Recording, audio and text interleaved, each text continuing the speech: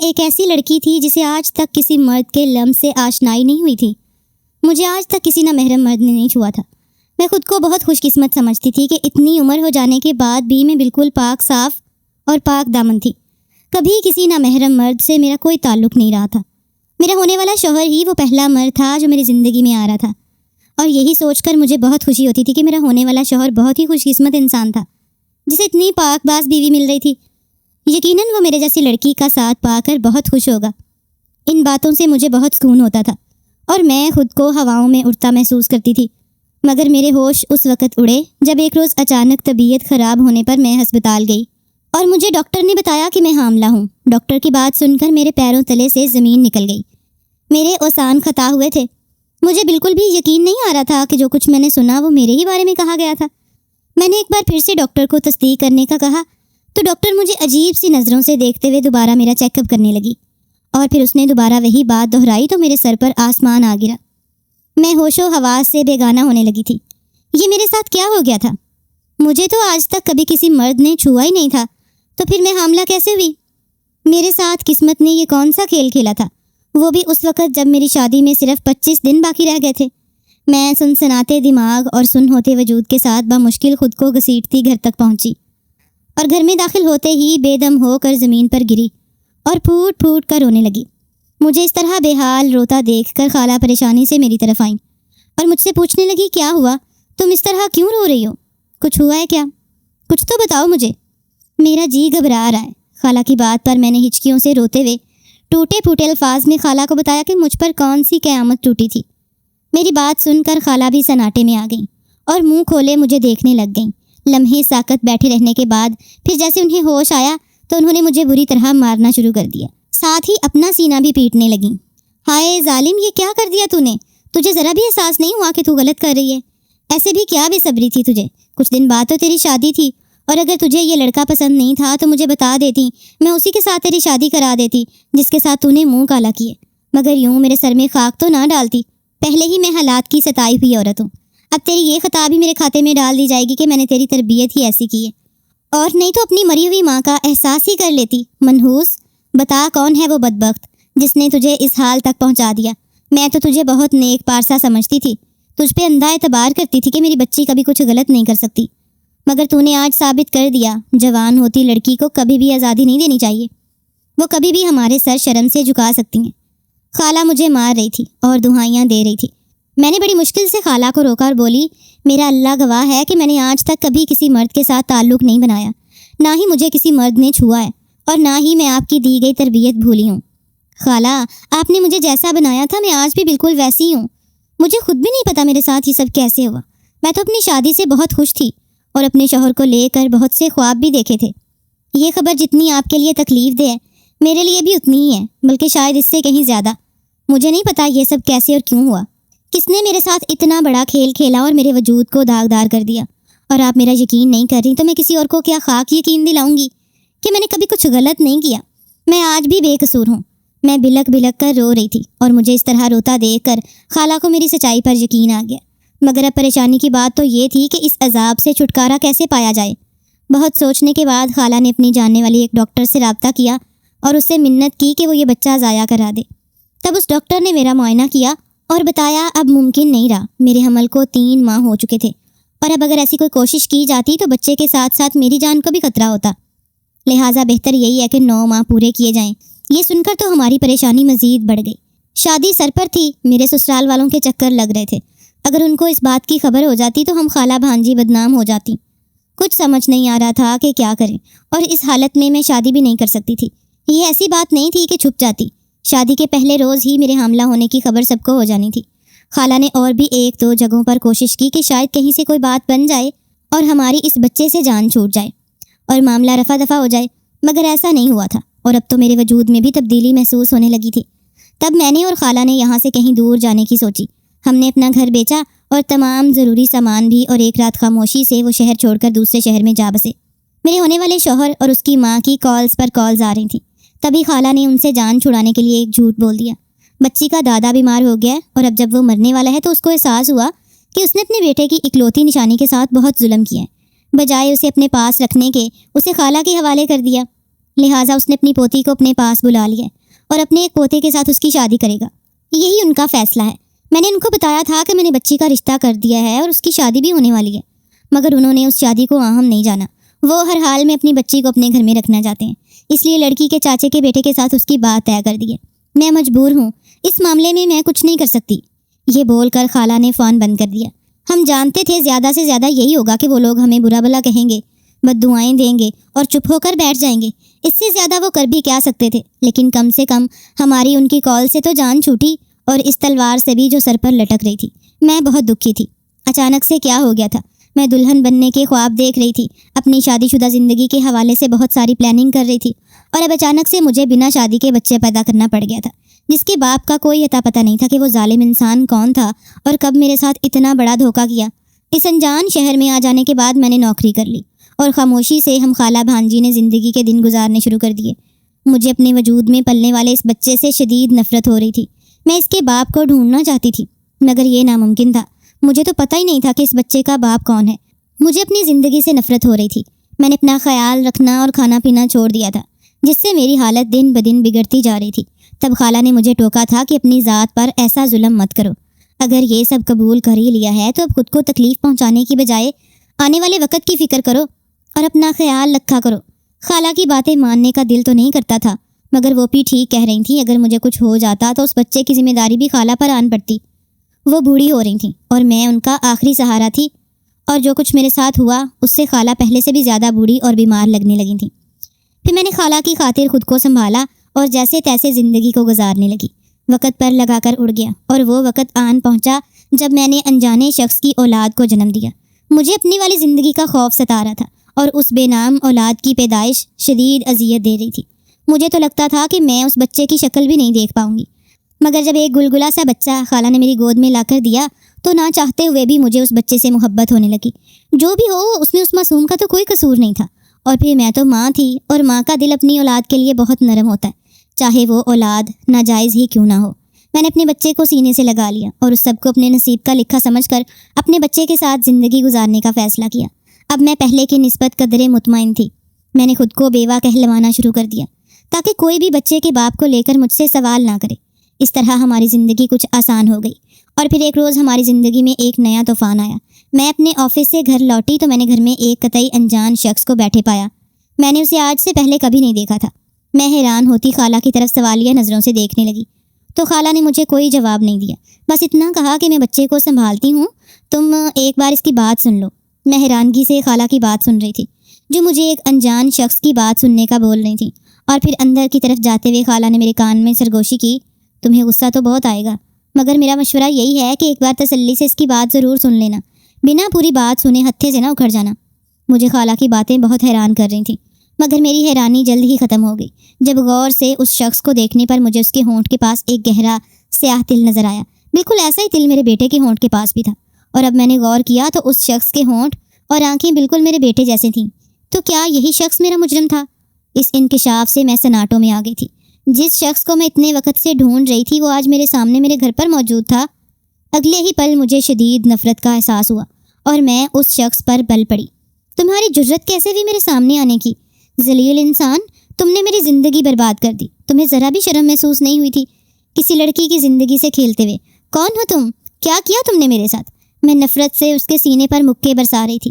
وہ شرمندہ سا کھڑا مجھے بھڑاس نکالتے دیکھتا رہا، پھر جب خوب رو کر میرا جی ہلکا ہوا تو دھیرے سے بولا، آپ کا غصہ اور مجھ سے نفرت بجا ہے۔ میں آپ کا مجرم ہوں اور مجھے اپنے گناہ پر بہت شرمندگی ہے، اور اسی شرمندگی کی وجہ سے آپ کو ڈھونڈتے ڈھونڈتے میں آج یہاں پہنچا ہوں۔ میں آپ سے گزارش کرتا ہوں کہ آپ ایک بار میری بات سن لیں، اس کے بعد جو چاہے سزا دیں، میں تیار ہوں۔ میرا دل تو نہیں کر رہا تھا کہ میں اس ذلیل شخص کی کوئی بھی بات سنتی، مگر حقیقت میں بھی جاننا چاہتی تھی کہ میرے ساتھ اتنا بڑا کھیل کب کھیلا گیا۔ اسی لیے بمشکل خود پر ضبط کرتی میں ایک سائڈ پر بیٹھ گئی۔ تب وہ ہاتھوں کو باہم پھنسائے لفظوں کو جیسے ترتیب دینے لگا، اور پھر بولا، یہ ان دنوں کی بات ہے جب آپ کاغان کے ایک ہوٹل میں رکی ہوئی تھیں۔ شدید برف باری ہو رہی تھی، ٹھنڈ کی وجہ سے ہیٹر بھی کام کرنا چھوڑ گئے تھے۔ ایسے میں شدید برف باری کی وجہ سے آپ کی خالہ مارکیٹ میں کہیں پھنسی رہ گئیں۔ انہوں نے ہوٹل فون کیا اور کہا کہ ان کی بھانجی کی طبیعت خراب ہے، وہ بخار میں تپ رہی تھی۔ میں اس کی دوائی لینے مارکیٹ تک آئی، مگر برف باری کی وجہ سے سارے راستے بند ہو گئے۔ میں واپس نہیں آ سکتی، مہربانی کرے ایک بار جا کر میری بچی کا جائزہ لیں، وہ ٹھیک تو ہے نا؟ اس وقت ریسیپشن پر 2 لڑکیاں اور میں موجود تھا۔ وہ لڑکیاں کمپیوٹر کا کام کر رہی تھیں جبکہ میں فارغ تھا۔ اس کال پر میں آپ کو دیکھنے چل پڑا اور جب کمرے میں آیا تو آپ بخار سے نڈھال پڑی ہوئی تھیں۔ آپ کو ہوش میں لانے کے چکر میں آپ کے بہت قریب ہوا تو آپ کے ملائی جیسے وجود پر جیسے میری نظر جم سی گئی تھی۔ آپ کا حسن مجھے اپنی جانب متوجہ کر رہا تھا۔ میں کوئی بہت نیک پارسا انسان نہیں تھا مگر آج تک یوں کسی لڑکی کے قریب بھی نہیں ہوا تھا، لیکن جب آپ کے نرم و نازک جلتے وجود کو چھوا تو میرے اندر کے احساسات ایک دم سے بدلنے لگے۔ میرے دل کی دھڑکنیں تیز ہو گئیں اور اتنی ٹھنڈ میں مجھے پسینے آنے شروع ہو گئے۔ حالانکہ وہ غلط حرکت تھی مگر میں اپنے جذبات پر قابو نہیں رکھ پا رہا تھا اور بے اختیار آپ کو چھونے لگا تھا، اور جیسے جیسے آپ کے نازک سراپے پر میری انگلیاں چلتی ویسے میرے جذبات مچلنے لگتے۔ میں اپنے حواس کھونے لگا تھا اور پھر تنہائی میں تو انسان شیطانی بہکاوے میں بھی آ جاتا ہے۔ میں نے آج تک کسی انسانی وجود میں اتنی نرمی محسوس نہیں کی تھی۔ یوں لگ رہا تھا جیسے مکھن کو میری انگلیاں چھو رہی ہیں۔ میں بےتاب سا ہو رہا تھا۔ میری چڑھتی جوانی نے مجھ پر ایک خمار سا طاری کر دیا تھا۔ لاکھ کوشش کے باوجود بھی جب میں اپنے جذبات کو قابو نہ رکھ سکا اور اپنے نازک سراپے میں کھو کر بے خود سا ہو گیا، تب میں نے وہ گناہ کر ڈالا۔ جب مجھے ہوش آیا تو میں بہت شرمندگی محسوس کر رہا تھا۔ میں اپنی نظروں میں خود ہی گر گیا تھا۔ میں نے اتنی گری ہوئی اور گھٹیا حرکت آج تک نہیں کی تھی۔ میں نے بخار میں جلتی ایک معصوم لڑکی کی عزت لوٹ لی جو ابھی تک اپنی بربادی سے بے خبر بے ہوش تھی۔ میں نے آپ کا حلیہ درست کیا اور بالکل ویسے ہی لٹا دیا جیسے آپ پہلے پڑی ہوئی تھیں، اور پھر آپ کے وجود میں حرکت شروع ہوئی تو مجھے لگا کہ آپ ہوش میں آ رہی ہیں۔ میں بہت گھبرا گیا تھا اور اس سے پہلے کہ آپ مکمل ہوش میں آتی میں نے چائے میں نشے کی دوا ڈال کر آپ کو وہ چائے پلا دی اور پھر سے بے ہوش کر دیا۔ میں چاہتا تھا کہ آپ مزید بھی کچھ دیر بے ہوش رہیں اور جب آپ کو ہوش آئے تو آپ کے لیے سب کچھ نارمل ہو جیسے کچھ ہوا ہی نہیں۔ میں اپنا گناہ چھپا رہا تھا مگر بھول گیا تھا میری کی گئی اس غلطی کا خمیازہ آپ کو تو بھگتنا ہی پڑے گا۔ اس وقت میں اس ہوٹل سے دور اپنے شہر واپس چلا آیا اور خود کو مصروف کرنے کی کوشش کرنے لگا، مگر لاکھ چاہنے کے باوجود بھی میں آپ کو بھلا نہیں سکا۔ آپ کا معصوم سا چہرہ بار بار میری نظروں میں گھومتا اور میری شرمندگی مزید بڑھ جاتی۔ میری راتوں کی نیندیں اڑنے لگی تھیں، میرا ضمیر مجھے ملامت کرتا اور میں پہلے سے زیادہ بے سکون ہو جاتا، اور جب میری بے سکونی حد سے زیادہ بڑھ گئی تو میں نے آپ کو تلاش کرنے کی کوشش شروع کر دی۔ میں نے جیسے تیسے اس ہوٹل سے آپ کے گھر کا ایڈریس معلوم کیا اور آپ کے گھر پہنچا۔ وہاں مجھے پتہ چلا کہ آپ اپنی خالہ کے ساتھ رہتی تھیں اور اب یہ گھر چھوڑ کر کہیں اور جا چکی ہیں۔ آس پاس کے لوگوں نے تو مجھے کوئی اور کہانی سنائی مگر میں جان گیا تھا کہ یہ سب میری وجہ سے ہوا تھا، اور اس بات نے مجھے مزید شرمندگی کے گھڑے میں دھکیل دیا۔ میں بے چین ہو گیا تھا۔ میں آپ کو ہر حال میں ڈھونڈنا چاہتا تھا مگر کچھ سمجھ نہیں آ رہی تھی کہ کیسے ڈھونڈوں۔ آخرکار اللہ نے میری سن لی اور اپنے ہی شہر میں آپ کو میں نے دیکھ لیا۔ جس کمپنی میں آپ نوکری کرتی ہیں میرا ایک دوست بھی وہاں پر نوکری کرتا ہے۔ میں اس کو ملنے گیا تھا۔ جب میں نے آپ کو دیکھا اور مجھے لگا میری آزمائش کے دن پورے ہو گئے، مجھے اللہ نے موقع دیا ہے کہ میں اپنے گناہوں کا کفارہ ادا کر سکوں۔ میں نے وہیں سے آپ کے گھر کا پتہ لیا اور اب آپ کے سامنے موجود ہوں۔ جانتا ہوں میں نے آپ کی زندگی برباد کر دی، میری وجہ سے آپ کی شادی ٹوٹ گئی، آپ کی پاک دامنی پر داغ لگ گیا۔ اب جو چاہیں سزا دے لیں، میں اس کے لیے تیار ہوں، اور اگر آپ اپنا دل بڑا کر سکیں تو میری ایک گزارش ہے۔ میں آپ سے شادی کرنا چاہتا ہوں تاکہ آپ کی بے نام اور ویران زندگی کو ایک نام دے سکوں، اور میرے بچے کی ذات پر جو سوال لگا ہے وہ بھی ہٹ جائے۔ میں دھواں دھواں ہوتے چہرے کے ساتھ اس کی باتیں سن رہی تھی۔ مجھے بھی وہ دن یاد آ گئے جب زندگی میں پہلی بار میں اور خالہ خوش ہوئی تھیں، اور اس خوشی کو ہم نے سیلیبریٹ کرنے کا سوچا تھا۔ میری ماں اور خالہ دو ہی بہنیں تھیں اور دونوں کے ہی نصیب بہت خراب تھے۔ دونوں کے ہی سسرال والے انتہائی ظالم اور بے حس تھے، اور شوہروں کو بھی اپنی بیویاں بوجھ لگتی تھیں۔ پھر میری ماں نے ایک بیٹی یعنی مجھے جنم دیا اور اللہ کو پیاری ہو گئیں اور اس زندگی کی تکلیفوں سے اپنی جان چھڑا لی۔ مگر میری خالہ کے ساتھ ایسا نہیں ہوا تھا۔ وہ ایک لمبے عرصے تک اپنے شوہر کے مظالم سہتی رہی تھیں، مگر جب میری ماں کے مرنے پر میرے باپ اور میرے ددیال والوں نے مجھے اٹھا کر خالہ کی گود میں ڈال دیا اور بولے ہمیں اس میں کوئی دلچسپی نہیں ہے، تم اسے یہاں سے لے جاؤ۔ ویسے بھی ہمیں بیٹا چاہیے تھا مگر وہ منحوس اپنے جیسی بوجھ پیدا کر کے چلی گئی، تو اس روز خالہ کے دکھوں میں مزید اضافہ ہوا تھا۔ خالہ مجھے اپنے سینے سے لگائے اپنے گھر پہنچی تو ان کی گود میں مجھے دیکھ کر خالہ کے شوہر کا دماغ خراب ہو گیا۔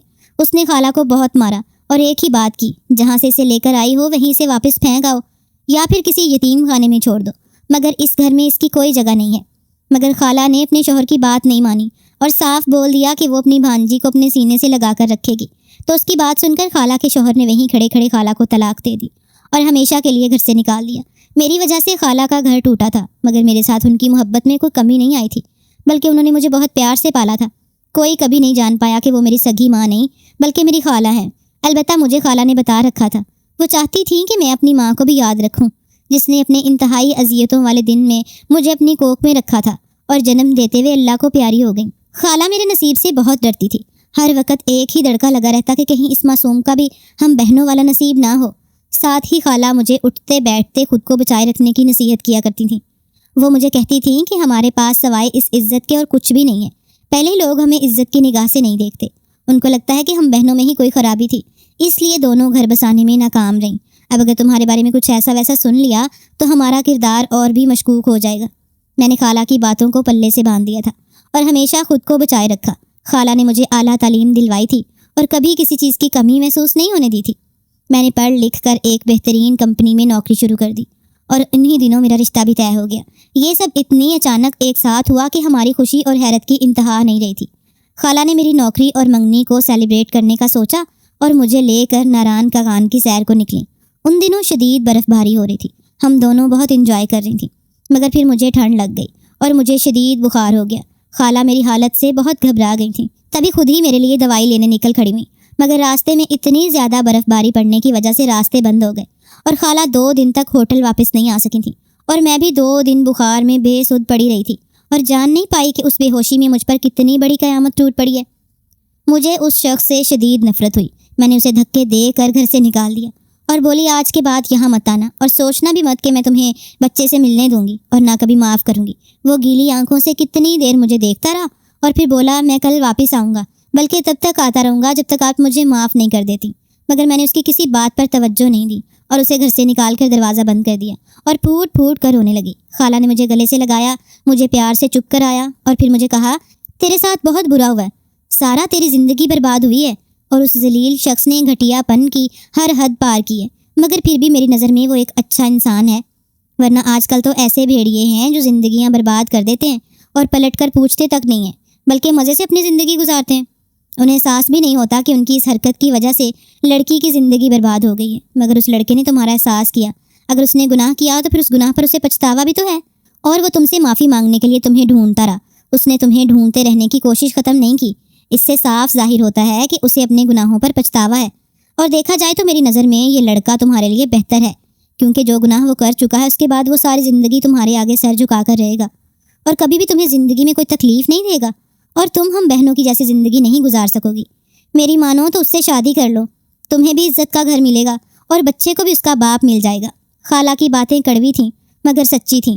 میں اتنی بڑی زندگی اکیلے نہیں گزار سکتی تھی، اور جو کچھ میرے ساتھ ہوا تھا اس کے بعد مجھے کوئی اور نہ اپناتا، اور پھر کل کو تو میرا بیٹا بڑا ہو کر اپنے باپ کا پوچھتا تو میں اس کو کیا کہتی۔ اس لیے خالہ کی بات مان لی، اور جب اگلی بار وہ آیا اور مجھے شادی کا کہا تو میں نے ہاں کر دی۔ آج میں اس کی بیوی ہوں، وہ میرا بہت خیال رکھتا ہے اور خالہ کو بھی اپنے گھر رکھا ہوا ہے اور سگی ماں والا احترام دیتا ہے، اور اس ایک گناہ کے بعد وہ اتنا شرمندہ ہوا کہ اب ہر وقت اللہ سے معافی مانگتا اور شرمندہ ہوتا ہے۔ اس سب نے میرے دل میں اس کی جگہ تو نہیں بنائی تھی، لیکن میری زندگی میں سکون ضرور آ گیا تھا۔ ناظرین، ہماری آج کی کہانی آپ کو کیسی لگی؟ کامنٹ سیکشن میں اپنی رائے کا اظہار ضرور کیجیے گا، اور اگر آپ کو ہماری آج کی کہانی پسند آئی ہے تو میرے چینل کو لازمی سبسکرائب کیجیے گا۔ آپ کا بہت شکریہ۔